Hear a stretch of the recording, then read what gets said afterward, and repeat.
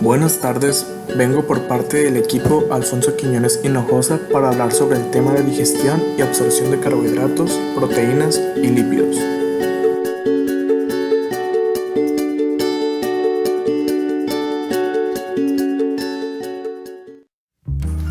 Para empezar, ¿qué es la digestión? La digestión no es más que la degradación de los alimentos ingeridos a estructuras moleculares absorbibles. Pero esto no ocurrirá sin la ayuda de las enzimas digestivas, las cuales están segregadas en los jugos salival, gástrico y pancreático, estando presente además en la membrana apical de las células epiteliales intestinales. Existen tres grupos de nutrientes. Están los carbohidratos, cuya enzima para digerirlas será la amilasa tanto en saliva como en páncreas, teniendo 5 enzimas más en mucosa intestinal que serán mencionadas posteriormente.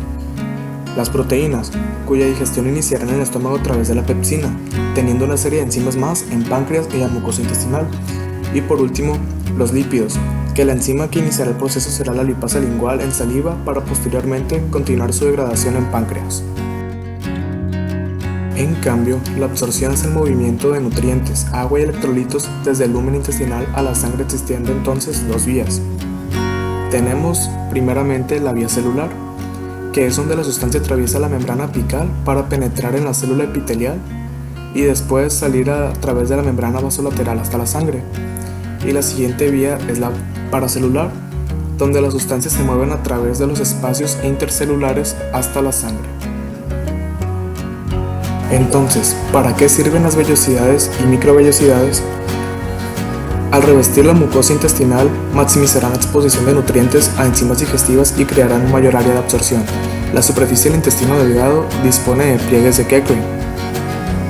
Entonces decimos que las vellosidades tienen forma digital y se proyectan a partir de los pliegues de Keckring, siendo más largas en el duodeno, ya que es donde se produce la mayor parte de la digestión y absorción, siendo más cortas en el hilo interminal.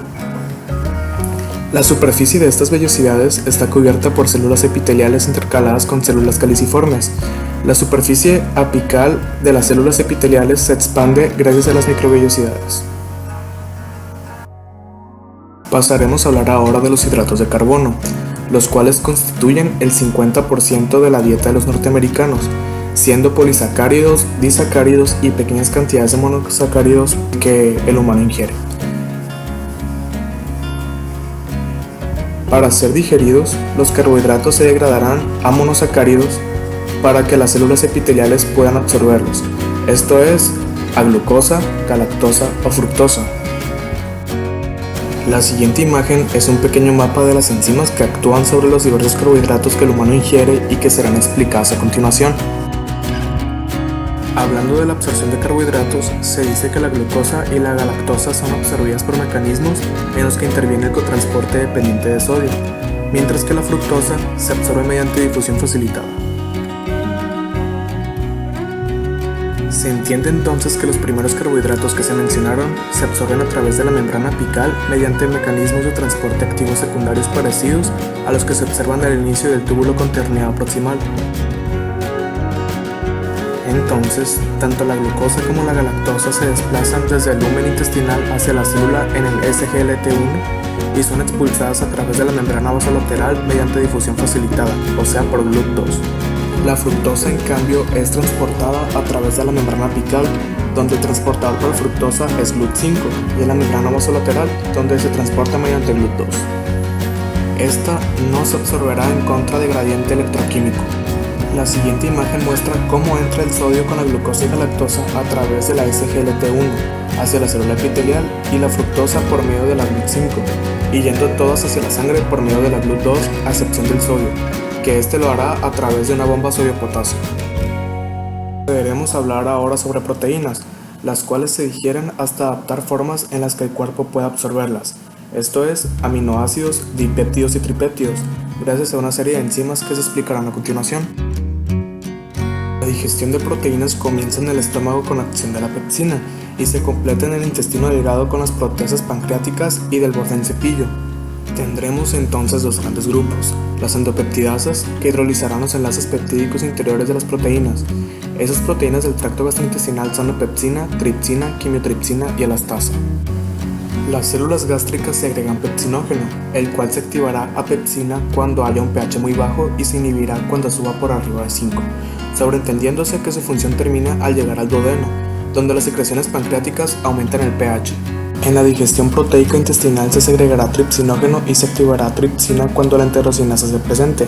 Inicialmente se produce una cantidad muy pequeña, pero catalizará la conversión del resto de los precursores a enzimas activas.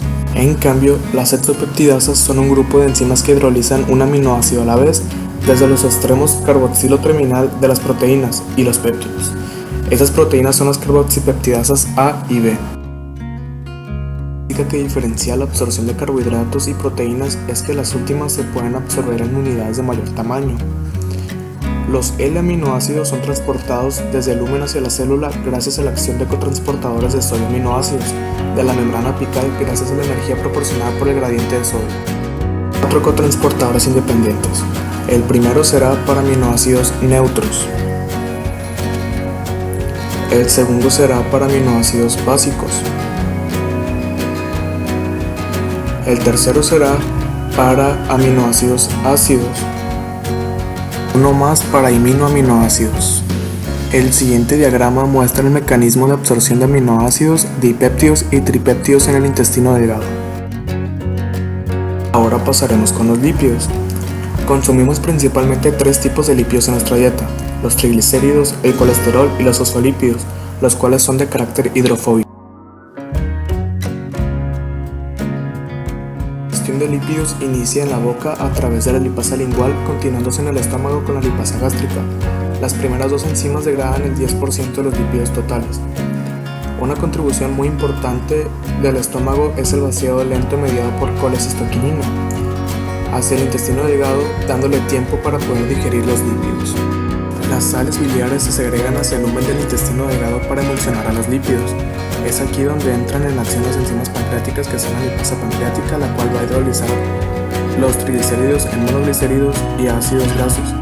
También tenemos el colesterol éster hidrolasa, que hidroliza el éster de colesterol dando como resultado colesterol libre y ácidos grasos, así como glicerol, y a la fosfolipasa A2, que se activa con tripsina e hidroliza a los fosfolípidos y da como resultado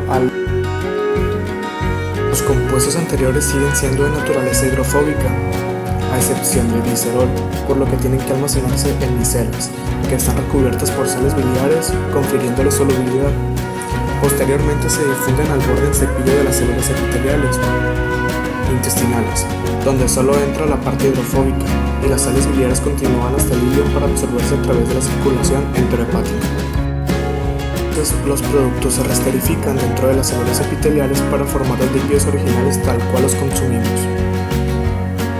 Cuando se resterifican, se empaquetan en forma de kilomicrones, que estos se sintetizan en células epiteliales intestinales. Una vez salen de las células, siguen siendo muy grandes como para pasar en capilares vasculares, y lo hacen en capilares linfáticos, transportándose hacia el conducto torácico para vaciarse posteriormente hacia el torrente sanguíneo. En el caso de los hidratos de carbono, se van a dar por una falla en la degradación de los carbohidratos ingeridos para poder absorber. Si quedan carbohidratos no absorbibles en el lumen gastrointestinal, van a jalar agua para que el contenido intestinal esté isosmótico, y esto va a provocar una diarrea osmótica. Un caso de esta alteración es intolerancia a la lactosa. Al no haber la enzima que degrada la lactosa, que es la lactasa, esta se mantendrá intacta, la lactosa, por lo que va a jalar agua en el intestino y va a provocar este tipo de diarrea. Este tipo de trastorno se produce cuando hay una deficiencia de enzimas pancreáticas o un defecto en los transportadores de las células epiteliales. En trastornos del páncreas exócrino como la pancreatitis y la fibrosis quística, existe una deficiencia de todas las enzimas pancreáticas, incluidas las proteasas. El defecto o la ausencia del cotransportador de sodio aminoácidos dan lugar a varias enfermedades, como es la cistinuria. Ese es un trastorno genético en el cual está ausente el transportador para los aminoácidos dibásicos cistina, lisina, arginina y ornitina. Cuando ocurre una alteración en cualquiera de los pasos de la digestión y absorción de los lípidos, provocará una cetorrea, que es la eliminación de los lípidos a través de las heces. Tiene diferentes etiologías. Por ejemplo, tenemos la insuficiencia pancreática, en la cual habrá secreciones inadecuadas de sales biliares. También tenemos acidez en el contenido duodenal. El primer caso que tenemos es el síndrome de Zollinger-Ellison, que es cuando hay tumores que secretan mucha gastrina, por lo cual habrá un contenido muy ácido en el duodeno. Se excretará hacia el duodeno y pues cambiará el pH de este. Y también los trastornos del páncreas exocrino, como es en el caso de la insuficiencia pancreática. También tendremos la proliferación bacteriana, que las bacterias van a reducir la eficacia de las sales biliares, ya que en vez de ser sales las va a convertir en ácidos.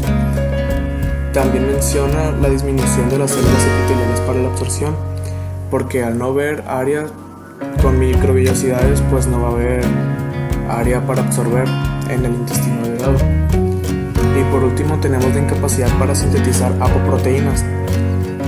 El ejemplo que nos menciona es la A-beta-lipoproteinemia, ya que no se forman kilomicrones y así va a aumentar la cantidad de lípido en las células intestinales.